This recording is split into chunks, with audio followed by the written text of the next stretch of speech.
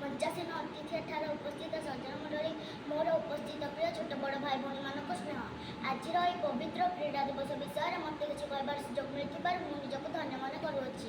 ଜାତୀୟ କ୍ରୀଡ଼ା ଦିବସ ଭାରତର ପ୍ରତିବର୍ଷ ଅଗଷ୍ଟ ମାସ 29 ତାରିଖ ଦିନ ପାଳନ କରାଯାଏ। ଭାରତୀୟ ହକି ଖେଳାଳି ମେଜର ଧ୍ୟାନଚାନ୍ଦ ସିଂଙ୍କ ଜନ୍ମ ଦିନରେ ଭାରତରେ ଜାତୀୟ କ୍ରୀଡ଼ା ଦିବସ ପାଳନ କରାଯାଏ। ମେଜର ଧ୍ୟାନଚାନ୍ଦ ସିଂ ଭାରତର ଜଣେ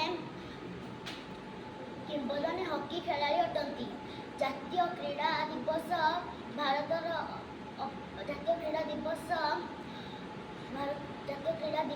ଅବସରରେ ବିଦ୍ୟାଳୟ ଓ ମହାବିଦ୍ୟାଳୟରେ ବିଭିନ୍ନ କ୍ରୀଡ଼ା କାର୍ଯ୍ୟ ଅନୁଷ୍ଠିତ ହୋଇଥାଏ।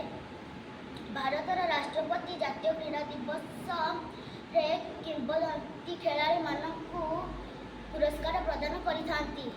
ଏତିକି କହି ମୋର ବକ୍ତବ୍ୟ ଶେଷ କରୁଅଛି।